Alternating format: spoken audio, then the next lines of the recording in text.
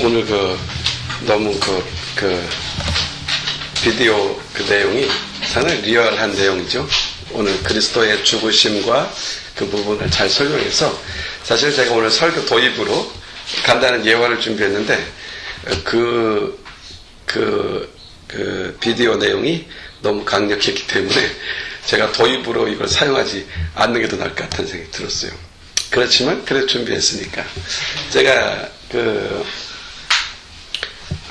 팔레스틴 배경으로 되어 있는 어떤 그림 같아요. 목동이 이제 양을 들판으로 데리고 나가서 먹이고 저녁이면 돌아오는데, 어느 이렇게 조그만 협곡인데 지나오면서 양들이 하나같이 이렇게 스크래치가 나 있는 거예요. 예? 앞다리 오른쪽 부분에 스크래치가 나 있어요. 그래서 이게 뭔가, 이게 왜 이런 일이 일어났나. 그래서 그 목동이 뒤집어서 그 길을 이렇게 체크하다 보니까 조그만 터나는 이렇게 골목길에 가시덤불이 있어가지고 그 덤불에 스치면서 이렇게 스크래치가 났던 거예요. 그래서 다시 돌아가서 도끼를 가져와서 다 찍어버리려고 딱 하는 순간 도무지 찍어버릴 수가 없었어요. 왜냐하면 그 나무에 여러 새들이 와서 양털에 묻은 털을 집어 가져가서 새 집을 짓는 그런 광경을 보게 된 겁니다. 그러면서 그가 이렇게 생각할 때 그랬던 거죠. 이 어린 양들이 약간의 희생이 저 새들에게는 정말 좋은 보금자리가 되고 있구나. 이 덤프를 치는 것보다는 오히려 저들에게 보금자리를 주는 게 훨씬 더 자기가 볼 때는 마음의 여유로움이 생겨서 그것을 치지 않았다는 그런 얘기를 이렇게 글에서 본 적이 있어요. 근데 예수님께서 십자가에 죽으신 사건, 이 사건은 어떤 의미에서 우리에게 영원한 보금자리를 주기 위한 어떤 계획이 있으셨죠. 그래서 예수님 자신이 친히 어린 양이 되셔서 죽임을 선택하셨던 것이죠. 자기 자신의 죽임을 선택하신 것이죠. 여러분, 우리가 이 그리스도의 죽으심과 부활하심, 그리고 하나님께서 그 아들을 포기한 이 사건들을 우리는 되게 종교적으로 대면하려고 해요. 종교적으로. 그러나 그것은 종교적으로 대면할 사안이 아니라 팩트예요. 사실입니다. 그 사실 앞에 딱 서야 되는 거죠. 우리는 마치 이 땅을 살면서 영원한 소망과 우리의 노력과 우리가 갖는 부푼 꿈과 우리의 애씀이 뭔가의 인생을 가치 있게 하고 품위 있게 하고, 그리고 뭔가를 이룰 것이라고 하는 생각을 막연히 가지고 있죠. 그러나 그 모든 것이 허망한 것이라는 것을 아는 것은 그렇게 어렵지 않습니다. 우리 인생을 살아가면서 결국 우리는 이렇게 말하게 되는 것이죠. 인생은 허무할 뿐이라고요. 인생은 결국 아무것도 우리가 쌓을 수 없는 허무한 바벨탑에 불과했다는 것을 아는 순간 우리는 그때는 이제 아주 절대적 절망 속에 머물게 되죠. 그런데 그리스도께서, 우리 하나님께서 우리가 이런 생각조차 하지 못할 때 우리가 어떤 존재인지, 우리 인생이 무엇인지, 우리 인생이 결과적으로 어떻게 될 것인지 아무것도 생각하지 않고 살아가고 있을 때, 마치 어린 아이들을 위해서 부모가 무언가를 준비하듯이 우리에게 영원한 소망과 인생의 진정한 가치와 목적들을 우리에게 준비하고 계셨던 것입니다. 그래서 우리가 알지 못할 때 그리스도께서 우리를 위한 죽으심으로 아버지께서 우리에게 향한 자기의 사랑을 확증하셨다고 할 때, 이 확증은 정말 우리가 모를 때죠. 우리가 어떤 상황이 전혀 모를 때 말이죠. 바로 그런 사건이 벌어진 겁니다. 오늘을 한국 교회는 종려주의라고도 하지만 다른 말로는 고난주의라고 해요. 그리고 또 이번 한 주간을 고난주간이다, 이렇게 이야기를 합니다. 왜 이 고난주간이라는 말을 사용하느냐면, 예수님께서 우리 죄를 대신하여 죽으신 사건이 일어났던 그 기간에 속한다고 해서 특별히 그 한 주간을 고난주간이라 그러고, 이 고난주간을 맞기 약 한 40여일을 앞두고 순환절이라고 해서 절기상으로 그리스도의 고난을 묵상하면서 하는 절기로 갖기도 합니다. 그러나 굳이 40일이겠습니까? 365일이 그의 은혜 안에 우리가 있는 것이죠. 그런 면에서 이번 고난주간이라고 하는 이 고난주간을 교회가 이렇게 절기로 온 교회가 받아들이고 있는 이유는 결심을 하는 거예요. 우리 자신이 각자가 결심을 하고 예수 그리스도의 고난과 십자가를 집중적으로 묵상해보자, 이런 의미로 고난주간을 준 거예요. 그러니까 오늘 예배를 드리면서 여러분 마음속에 이 결정이 있어야 돼요. 이번 한 주간에는 정말 그리스도의 고난을, 그리스도의 십자가의 순환을 한번 정면에 대면하고 그 고난의 의미와 그 고난을 통해서 우리에게 주고자 했던 하나님의 은혜를 내가 내 의식을 사용해서 묵상해 가는 것이죠. 되게 기독교적 묵상 그러면은 우리가 이제 성찬 예식할 때도 이렇게 나타나고 그러는데 먼저 감정적으로 뭔가를 기대하고 이런 그 기독교 묵상에 들어가려고 하는데요. 그럴 필요는 없어요. 우리가 감정적으로 간다고 해서 더 큰 은혜를 받는 것은 아니에요. 냉철하게 그 사실, 그리스도가 나를 위해서 하신 일을 전면에 딱 놓고 봐야 돼요. 그리고 또 하나는 그리스도가 그럴 수밖에 없는 나의 비참한 현실을 인정해야 돼요. 그리고 그것을 묵상하다 보면 하나님의 은혜가 성령으로 인하여 우리 안에 녹아들기 시작하죠. 그때 놀라운 감동을 얻습니다. 자, 그런 면에서 오늘 이번 주간에 이제 고난 주간을 맞이해서 그리스도의 고난과 십자가를 집중적으로 묵상하는 한 주간을 보내겠다. 이 마음을 여러분 마음속에 한번 새롭게 결단하고 관심을 갖는 시간이 되어야겠고요. 그러면은 우리를 위해 대신 죽임을 당하신 예수 그리스도, 그분은 누구신가? 오늘 그분에 대하여 다 설명한다면 바이블 스터디를 해야 되겠죠. 그러나 오늘 주신 이 본문의 입각에서 아주 간략하게 핵심적인 내용들을 짚어보면서 그리스도의 고난에 그리스도의 십자가가 갖고 있는 의미를 다시 한번 새겨보는 그런 시간이 되었으면 합니다. 이사야서 53장 우리가 읽은 이 내용은 정말 구약 성경이라고 말하기에는 너무나도 리얼한 내용을 담고 있죠. 앞으로 600에서 700년 후에 일어날 일을 마치 그 밑에서 목격한 것처럼 이렇게 지금 수록해 가고 있습니다. 저는 사실 이 53장을 처음 예수 그리스도를 믿고 예수 그리스도를 구주로 영접한 이후에 이사야 53장을 읽어가면서 특별히 그 장을 집어서 읽은 게 아니라 성경을 통독하다가 이사야서 53장에 딱 당면했을 때 정말 놀라운 충격을 받았어요. 어떻게 이런 말씀이 예수님이 오시기 전 700년 전에 어떻게 이렇게 현장에서 목격한 것처럼 이렇게 기록할 수가 있는가? 그 사도행전 8장에 보면은 그 에디오피아 내시면 장관급입니다. 거의 뭐 왕의 비서실장 정도 되는 사람이에요. 그 사람이 예배를 드리려고 예루살렘을 방문합니다. 그리고 나서 돌아가는 길에 그 지금의 가사 지역, 가사라고 했는데 지금은 말하면 가자 지구를 말하는 거예요. 지금 팔레스틴, 옛날엔 팔레스틴 땅이라고 하는. 그래서 그 가자 지구 쪽에 내려가다가 병거에 걸터 앉아서 이 이사야서를 읽고 있었어요. 도무지 이해가 되지 않는 말씀이죠. 도대체 누구길래 이렇게 처참한 고통을 당하느냐고, 누구냐고 이렇게 궁금하고 있을 때 하나님께서 빌립을 보내지 않습니까? 빌립이 그 에디오피아 내시를 대면해서 묻죠. 이 내용이 무슨 뜻인지 알겠느냐고. 그러니까 내시가 그러죠. 도무지 어려워서 이해를 못하겠다고. 좀 설명 좀 해달라고. 그때 이사야서 그 내용을 그대로 적어놓고 그 내용에 대해서 설명하고 있었다는 것을 보여주는 장면이 사도행전 8장 32절에 나옵니다. 이렇게 나옵니다. 읽는 성경 구절은 이것이니 일렀을 그가 도살을 자에게로 가는 양과 같이 끌려갔고 털 깎는 자 앞에 있는 어린 양이 조용함과 같이 그 입을 열지 아니하였다. 도대체 이 어린 양이 누구냐? 이렇게 빌립에게 내시가 묻죠. 도대체 이 사람이 누구냐? 그때 빌립이 바로 그 자리에서 설명합니다. 그분이 바로 예수 그리스도시다. 자, 그러니까 이사야서 53장에 그가 찔림을, 그는이라고 나오는 이 사람은 예수 그리스도라는 것을 성경 자체가 설명해 주고 있는 것이죠.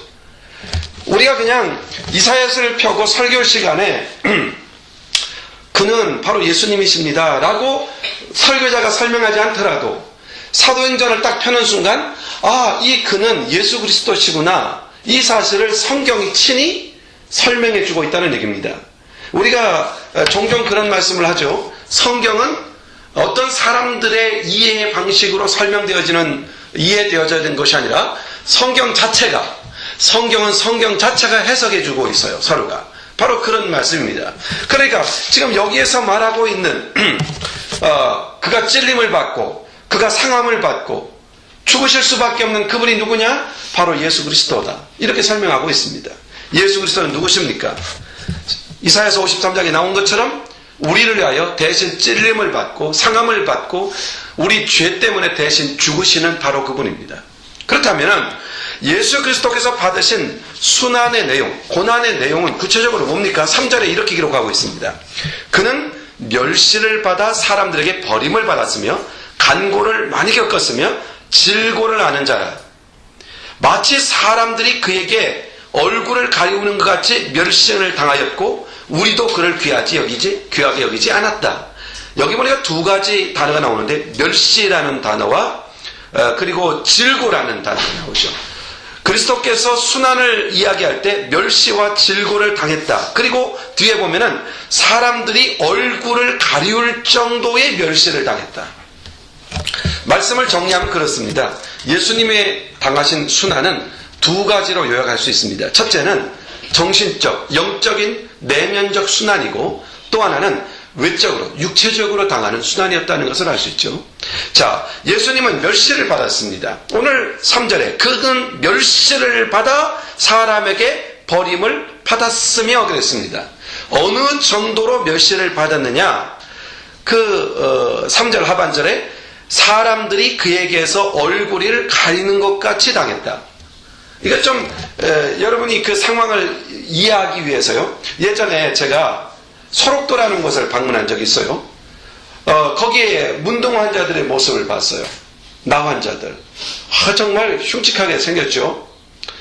그래서 그분들의 얼굴을 딱 보는 순간 이제 앞에 나와서 이렇게 설교를 해야 되는데 딱 나와서 보는 순간 그들이 다 나를 딱 주목하게 봤는데 정말 그야말로 정상적으로 생긴 얼굴은 하나도 없어요. 순간 나도 모르게 그들을 보다가 설교 얼굴을 보는 척하고 얼굴을 이렇게 떨군 적이 있어요.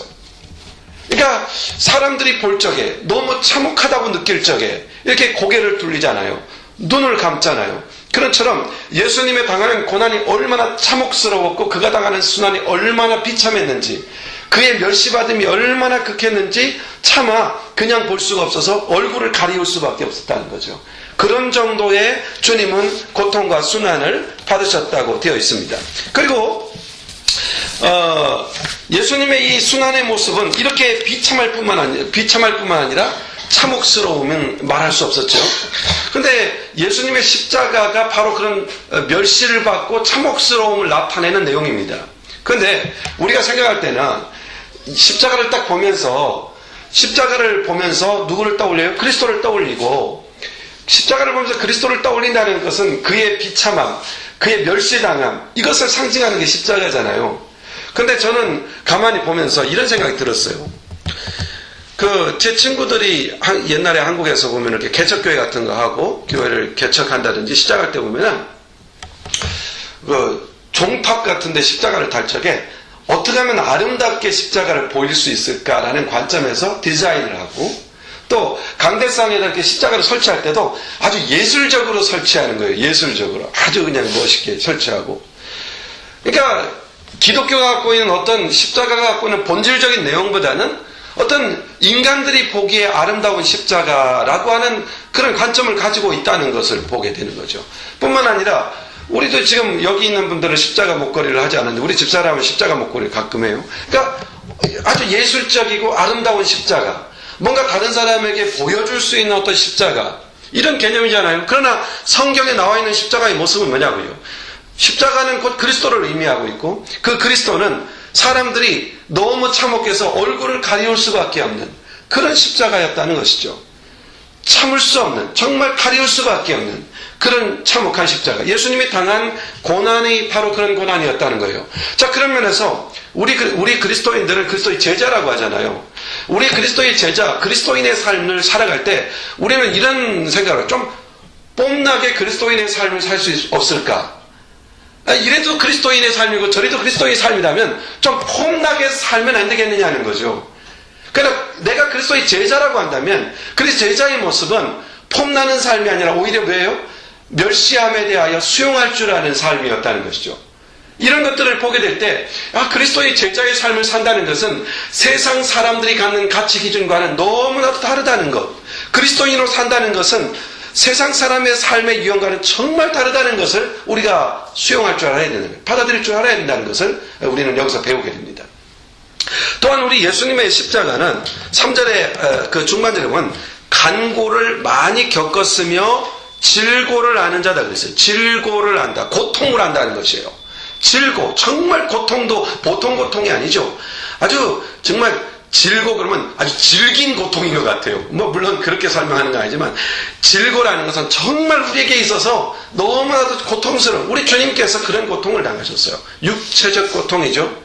그래서 여기 질고를 아는 자라 그랬죠. 안다라고 말할 때 이 안다는 말은 그냥 지식으로 안다는 말 정도가 아니에요. 지식으로 안다는 말이 아니라, 또는 참 보면서 참 안 됐구나, 정말 고통당해서 참 안 됐구나, 이렇게 안다는 게 아니에요.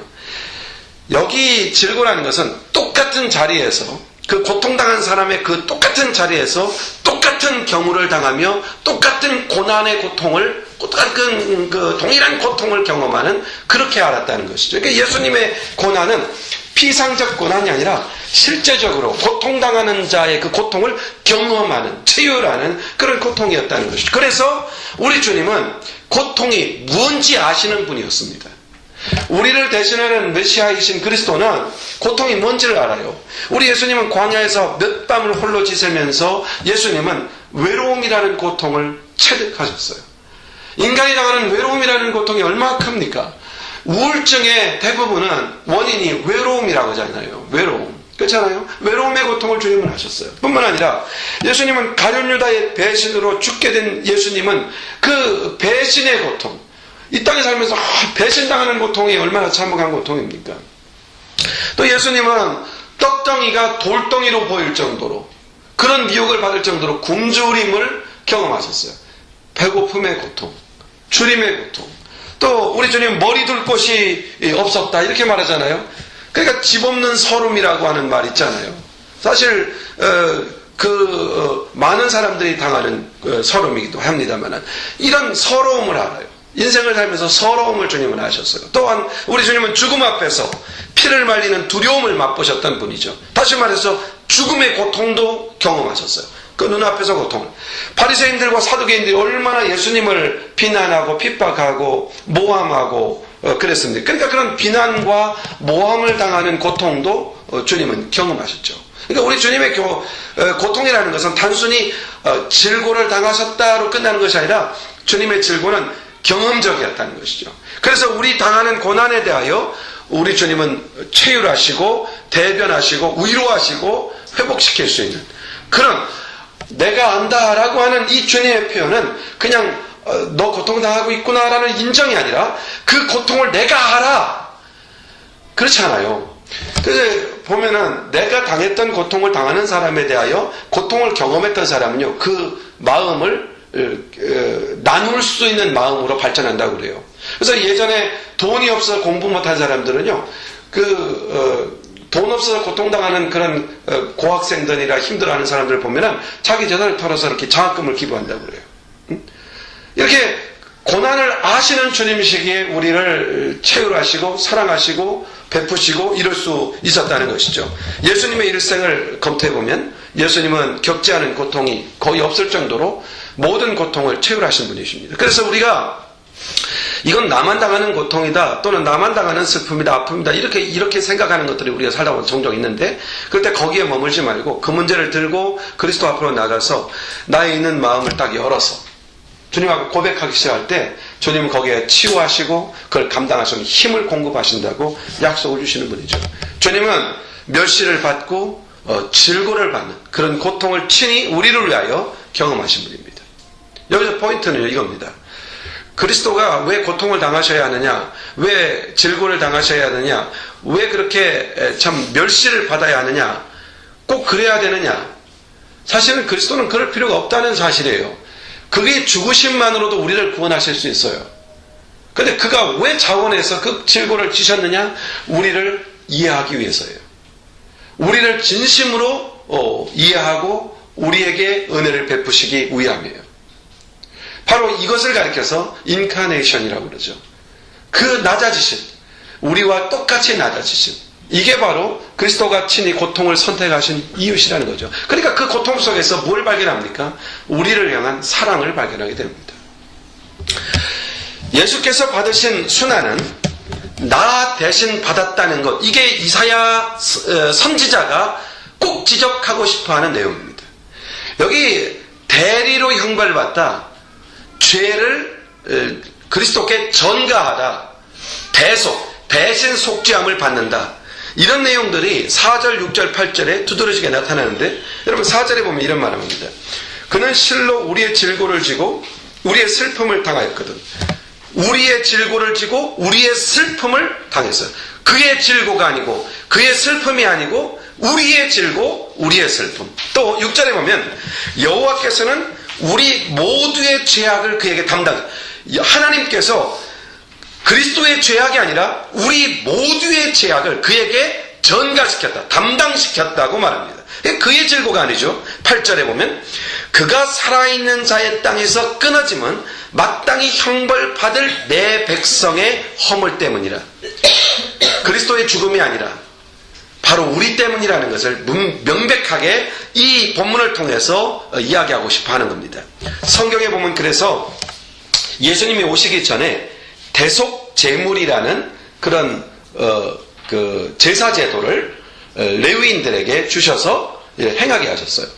여러분, 죄를 지은 인간이 대신 양이나 염소를 가지고 가서 속죄제물로 삼아서 대신 그 죄값을 치르게 하는 것, 이게 뭡니까? 속죄제사잖아요. 속죄제사. 속죄제물이 되게 하는 것.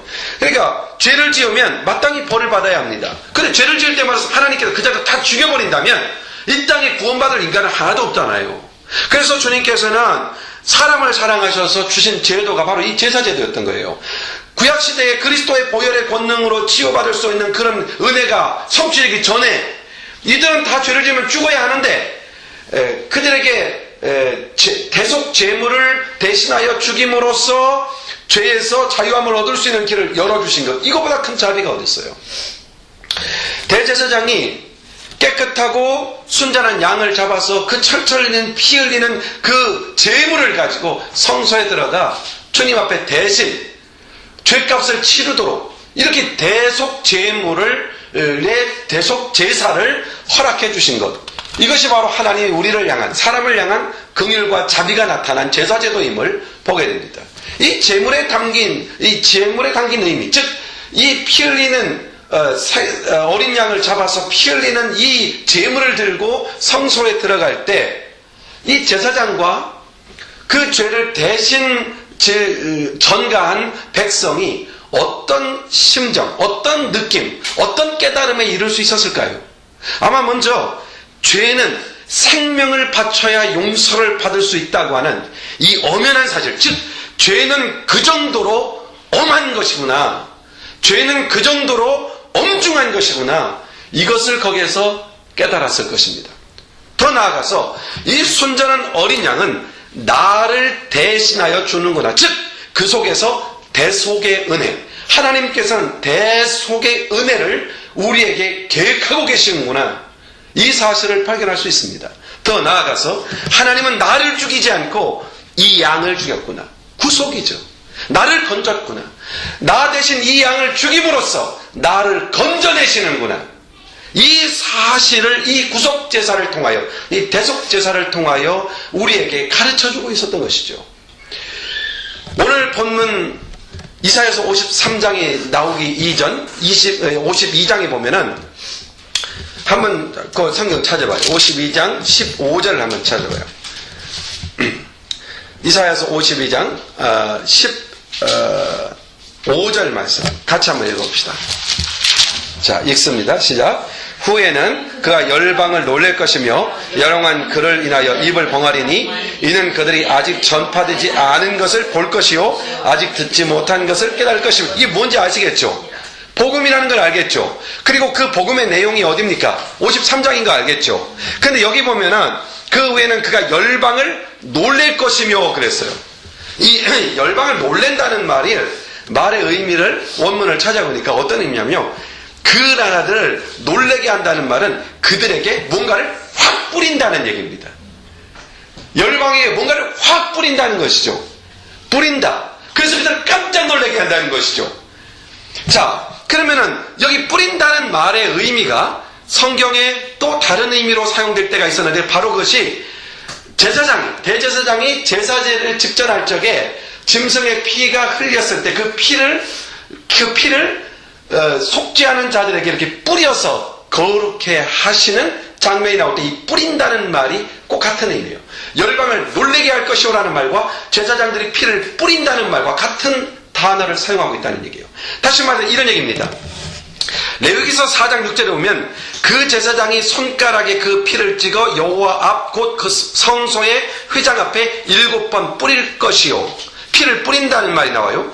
또 레위기서 14장 6절에 보면 잡은 새의 피를 찍어 나병에게 정결함을 받을 자에게 7번 뿌려 정하게 한다.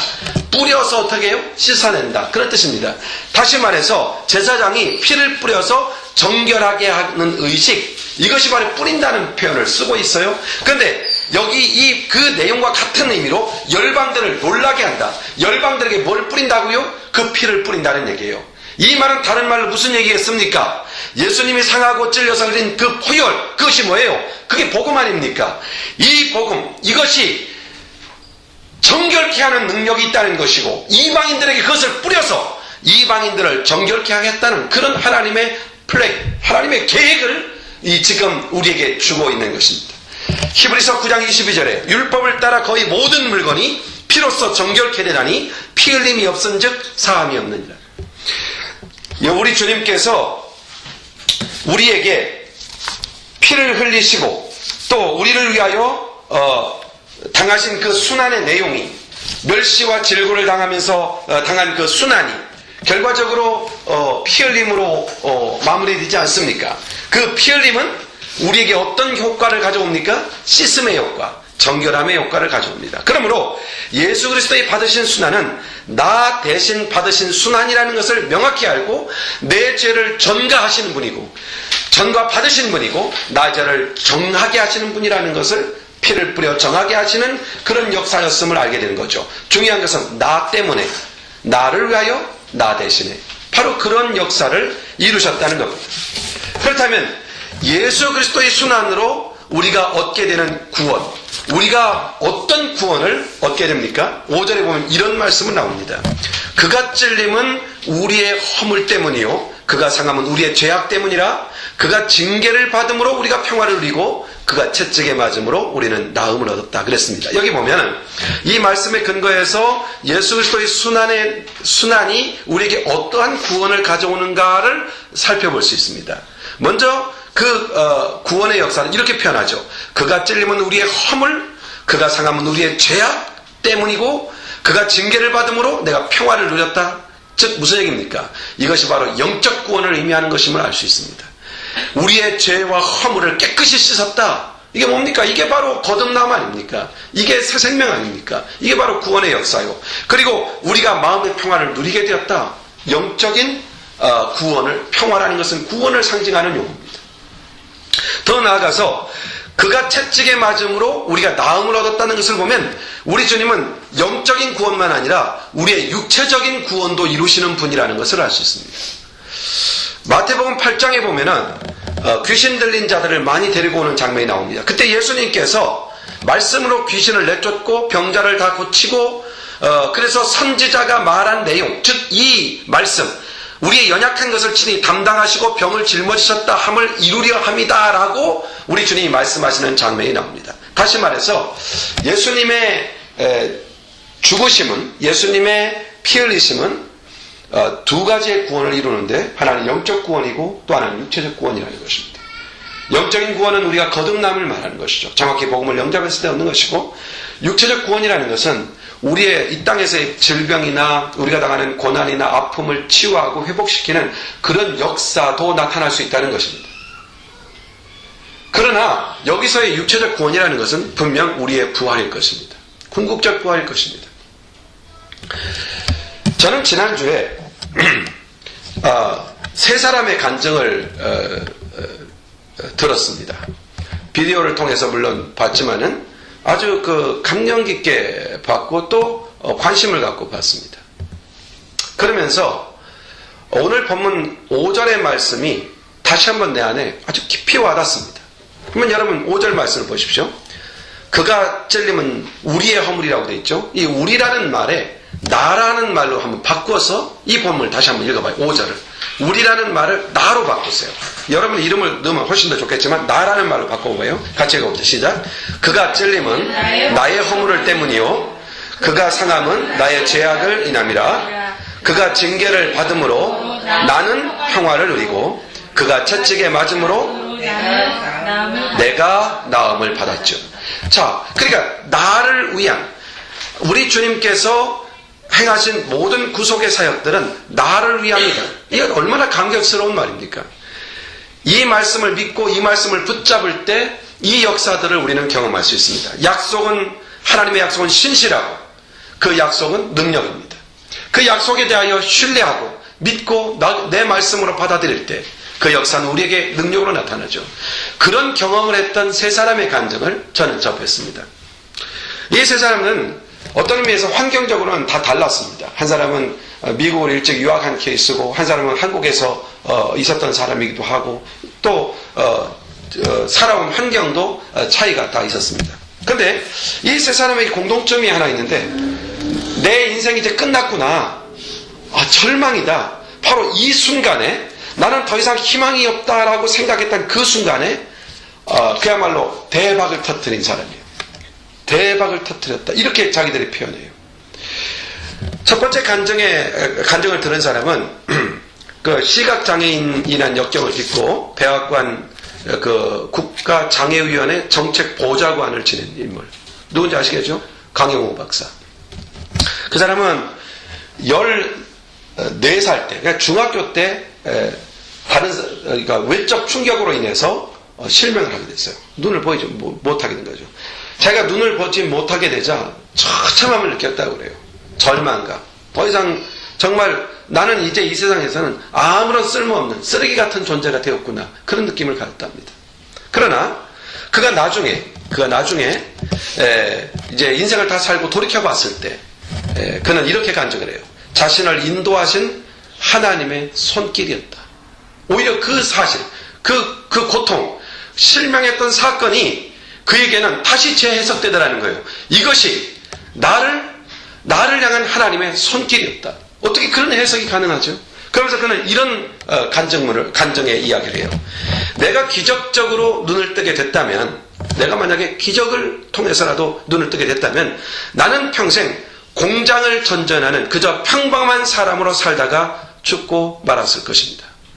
그러나 눈이 보이지 않았기에 더 노력했고 더 생각했고 더 영원한 것을 추구했습니다. 그래서 눈을 떴을 땐 결코 보지 못할 고귀한 인생을, 고귀한 것을 찾을 수가 있었습니다. 자기가 그냥 눈을 그냥 기적으로 떴더라면 평범한 공장이나 다니는 사람으로 살았을 텐데 눈이 멀었기 때문에 오히려 자기는 더 큰 것을 볼 수 있었고 더 영광스러운 인생을 살 수가 있었다라고 해석하면서 하나님께서 나를 인도하시는 방식이었다고 해석할 수 있었다는 거예요. 놀라운 사실이죠. 그리고 두 번째 간증을 들은 사람은요, 이어령 박사의 딸 고 이민아 목사입니다. 그는 그의 간증을 다 지금 설명할 수는 없지만 그가 이제 생전에 이제 돌아가시기 직전에 그러니까 어느 교회 집회에서 간증하는 장면, 그걸 제가 봤는데 그 간증에서 이런 얘기를 해요. 하나님을 아버지로 받아들인 이후에 내 삶의 목적은 따로 있다는 것을 알게 되었습니다. 실패한 사람, 치열했던 공부, 화려했던 성취보다 더 귀한 삶의 목적이 내게 있었습니다. 그동안 몰랐던 것이죠. 비탄의 강 속에 잠겼을 때 비로소 그것이 보이기 시작했습니다. 그래서 삶의 실패야말로 영원하신 하나님 안에서 인생 최대의 기회를 발견하는 계기가 되었습니다. 어떻게 이런 말을 할 수 있느냐고요. 그것은 그가 하나님을 대면했을 때와 대면하지 않았을 때의 인생을 딱 비교했을 때의 차이점을 정확히 알고 있었다는 것이죠. 그래 인생에 있어서 진정한 목적과 의미가 무엇인가를 그는 발견했다는 겁니다. 그리고 세 번째로 제가 간증을 들었던 사람 중에 하나는 이승복 박사라는 사람이에요. 이승복 박사. 이 사람은 사지가 다 장애를 갖고 있어요. 사지 장애를 갖고 있어요. 존스 호킨스 병원에, 그런데 존스 호킨스 병 재활의학과 전문의로 지금 일하고 있어요. 어떻게 그럴 수가 있을까요? 이 사람은 8살 때 미국으로 부모를 따라서 이민을 왔다고 그래요. 그리고 그는 자라오면서 청소년기를 보내면서 체조 선수 있잖아요. 우리나라 양아무개 있잖아요. 그런 체조 선수를 했어요. 그래서 유망주로 뽑혀가지고 올림픽 선수로까지 이렇게 희망을 갖고 갈 수 있는 그런 사람이었어요. 그런데 그가 불의의 사고를 당하면서 사지 장애가 갖게 되죠. 아무것도 쓸 수 없는 장애를 갖게 돼요. 그러나 그가 신앙과 의지로 이 장애를 극복하고 이 존스 호킨스 대 병원 재활과 의사가 되는 놀라운 그런 삶을, 아주 드라마틱한 삶을 살아요. 그가 간증하는 내용 중에 이런 내용이 있어요. 공중으로 솟아올라서 540도 회전하는 훈련 도중 거꾸로 이렇게 처박히면서 의식을 잃었다 깨어나면서 온몸이 신경이 마비되었음을 알게 되었다. 그런데 이 이상한 일은 눈을 깨는 순간 그 눈앞에 God이라고 하는 하나님이라는 단어가 딱 떠오르더랍니다. 하나님이라는 알파벳으로 God라고 하죠. 아주 대문짝맞게 딱 눈앞에 떠오르더랍니다. 그러면서 그는 그 순간 여기에 무슨 하나님의 뜻이 있었구나라는 느낌을 딱 받았다고 합니다. 예수님을 자신의 인생의 왕좌에서 밀어내고 내가 스스로 왕좌에 앉으려고 하는 그런 자신을 향한 하나님의 어떤 메시지가 있구나라는 걸 느꼈다고 합니다. 그럼에도 이분은 한동안 동안 막 절망감과 패배감 속에 깊이 수렁에 빠져 있었다고 그래요. 그런데 이런 과정 속에서 아주 소중한, 정말 그 인생 속에 놀라운 일로 그 삶에 다가오는 것들을 자기는 경험했다고 그래요. 그게 바로 하나님의 손길인데, 먼저 어느 날 갑자기 마음속에 요한복음 3장 16절 하나님이 세상을 이처럼 사랑하 독생자를 주셨으니라는 말씀이 마음에 확 떠오르더니 그 마음속에 한참 머물러서 그 말씀이 떠나지를 않는 그런 경험을 하게 하시더라고요. 그러고 나서 얼마 후에 렐이라고 하는 선교사를 만나는데, 이 렐이라는 선교사가 창조주 하나님, 예수 그리스도의 십자가, 대속 등 복음의 내용을 일목요연하게 잘 정리해주는 내용을 들을 수 있었다고 합니다. 그런 후에 이 복음을 들을 때는 그렇게 크게 감명되지 않았었는데, 그 복음을 듣고 돌아왔을 때 그 마음속에 열정, 뭔가 일어나는 그런 어떤 복음의 열정들, 이런 것들이 일어나기 시작했다고 그래요. 막 마음이 뜨거워지고, 그동안 절망과 그리고 실패감, 패배감 속에 젖어 있었는데 마음속에 이상한 뭔가 꿈틀꿈틀대면서 일어나는 무언가를 느낄 수 있었다고 그래요. 그러면서 이런 일련의 일들이 하나님께서 자기에게서 어떤 일을 이루고 계시는 하나님의 계획 속에 있는 것이구나라는 것이 마음에 깨달아졌다고 그래요. 그는 1987년도 4월 27일을 결코 잊을 수 없다고 하면서 간증을 하는데, 어느 날 그날은 로마서 3장 23절, 우리 다 외웠죠? 모든 사람이 죄를 범하였으니 하나님의 영광에 이르지 못하더니라는 말씀이 가슴에 깊이 꽉 울리도록 다가오면서 그 자리에 거꾸로 엎드려져 가지고 예수 그리스도를 진정한 자신의 죄를 사해 주시고 영원한 구원을 주시는 구원자로 인격적으로 영접을 하게 됐다고 그래요. 영접한 이 사건 이후에 자신의 죄악이 그리스도로 인하여 완전히 정화되고, 그리고 십자가에서 수모와 고통당하신 그리스도의 고난이 나 때문이었다는 것이 믿어지고, 그게 인정되고, 그게 이게 가슴속에 머물기 시작하더랍니다. 그러면서 그가 이런 간증을 합니다. 초자연적인 경험을 했습니다. 내 등을 짓누르고 있던 산더미 같은 벽돌들이 한순간에 사라졌습니다. 주체할 수 없이 눈물이 흘려내렸습니다. 하늘에선 아름다운 종소리가 울렸습니다. 그리스도 안에 새로운 피조물이 된 나를 발견하게 되었습니다. 이렇게 간증을 합니다. 이 박사는 이분은 뉴욕대를 거쳐서 컬럼비아 대학에서 공중보건학 석사과정을 마칩니다. 그리고 다트머스 대학에서 본격적으로 의학 공부를 시작해서 수석을 졸업하고 그리고 하버드대에서 인턴 과정을 또 역시 수석으로 마칩니다. 그리고 나서 그는 이 존스 홉킨스 병원의 재활의학 전문의로 일을 하게 됩니다. 그래서 그 사람의 이름을 대할 적에 외국 사람들은 닥터 리라고 부르지 않고 슈퍼맨 닥터 리라고 이렇게 부를 정도로 이렇게 삶을 이렇게 전환되었다고 해요. 그러면서 그는 마지막 그 간증의 마무리에서 이런 얘기를 합니다. 제게는 금메달이 필요하지 않습니다. 내 오랜 갈망에 대한 해답을 하나님 안에서 찾을 수 있었기 때문입니다. 내 기도에 응답해 주실 하나님의 하나님의 계시 때문입니다. 라고 말하면서 그는 이런 고백을 합니다. 내 삶의 주인인 하나님께 유용하게 쓰이는 제자로서 살아갈 수 있게 된 것.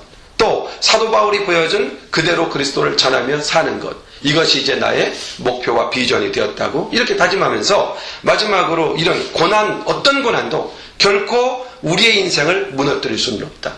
그러면서 그리스도의 복음을 다시 한번 고백하는 내용으로 간증을 마무리하는 걸 들었습니다. 근데 제가 이 내용들을 보면서 오늘 본문의 내용으로 한번 돌아가서 이렇게 보십시다. 강용우 박사나 이민아 목사나 또는 이승복 박사나 이들 모두 그리스도의 복음 앞에 대면하게 쓰고 그리스도를 대면해서 복음을 대면했을 때 그들은 그 안에서 비전을 받고 믿음을 얻었고 열정을 쏟아 새로운 인생을 써내려가는 그런 인물로 바뀌었다는 것을 보게 됩니다. 저는 이런 말씀을 딱 보면서 현재 우리들의 모습을 돌이켜봅니다. 우리 자신을 한번 돌이켜보는 거죠. 우리 주변에 또 우리 자신을 보면은 우리 인생 속에서 인생의 무게에 짓눌려가지고 인생의 무게에 짓눌려서 그 짓눌림 속에 허덕이며 인생을 살아가는 그런 우리의 모습들을 우리는 종종 자화상을 발견하게 되죠. 경제적으로, 감정적으로, 영적인 측면에서 순간순간 허물어지기 위기 직전에 있는 그런 삶의 순간들을 우리는 얼마나 많이 경험합니까? 그러나 내 대신 십자가를 지신 예수님을 한번 그런 경우 인격적으로 대면해야 됩니다. 우리 자신은 이번 주간에 고난 주간이잖아요. 이번 주간에 예수 그리스도의 십자가와 고난을 정면에서 한번 대면해서 묵상해 보기를 원합니다. 그러면은 그리스도께서 이 세 사람의 인생 속에 개입하셔서 새로운 인생을 살게 하셨던, 새로운 인생을 써내려가게 하셨던 그 놀라운 역사, 그 역사가 뭔지 우리는 그냥 들어서 그렇구나 하는 제3자의 관점이 아니라 그리스도가 정말 내 인생에 와서 내 인생으로 하여금 그렇게 인생을 새롭게 써가게 하는 그런 역사들을 우리가 경험하도록 하실 분이 바로 그리스도입니다. 그러면 이번 주에 우리는 바로 그런 묵상의 시간을 가졌으면 합니다. 그분은 나의 허물을 대신하여 찔림을 받으신 분입니다. 그분은 나의 죄악을 대신해서 대신 상함을 받으신 분입니다. 내 대신 징계를 받았으므로 나는 그분을 대면할 때 마음의 평화를 가질 수 있습니다. 내 대신 채찍을 맞았기 때문에 나의 모든 상처와 아픔과 인생의 어그러진 부분을 치유하고 회복할 수 있으신 분입니다. 그러므로 이 십자가의 고난의 의미를 다시 한번 생각하고 그리스도의 십자가는 나의 구원이며 나의 비전이라는 것을 잊지 말고 다시 한번 이번 한 주간 동안 이 고난 주간에 그리스도의 순환과 십자가를 깊이 묵상하고 생각하고 그리스도가 죽으신 이유와 목적과 그리고 나와의 관계와 나를 향한 하나님의 계획을 다시 한번 발견하는, 그래서 그리스도의 십자가 순환 속에 담아놓은 하나님의 크고 놀라운 구원의 은혜를 새롭게 체험하는 그런 이 고난주간이 되었으면 합니다. 기도하십시다. 하나님 아버지, 고맙고 감사합니다. 오늘 우리로 하여금 이 고난주간에 그리스도의 고난과 순환의 의미를, 십자가의 고통, 죽으심의 의미를 이사야 선지자를 통하여 다시 한번 살펴보았습니다. 오 주님, 이번 한 주간 동안 내가 그리스도인으로서 또 하나님의 자녀로 부름받은 것은 바로 그리스도의 십자가와 고난과 그 죽으심과 부활이 있었기 때문임을 알고, 그러한 놀라운 일을 나를 위하여 내 대신 하셨던 그리스도의 고난이 먼데 있는 것이 아니라 내가 당할 고난이며 내가 당할 고통이었음을 다시 한번 생각하고 그리스도의 그 고난을 묵상하며 그 은혜를 경험하는 회복의 역사, 치유의 역사, 그리고 하나님이 주시는, 그리스도가 주시는 새로운 비전을 경험하는 이 고난주간을 보낼 수 있도록 은혜를 주시기 원합니다. 매 저녁 시간, 매 아침 시간 큐티책을 펴놓고 그리스도의 고난을 묵상할 때에 우리에게 한없는 은혜와 깨달음을 허락하여 주시옵소서.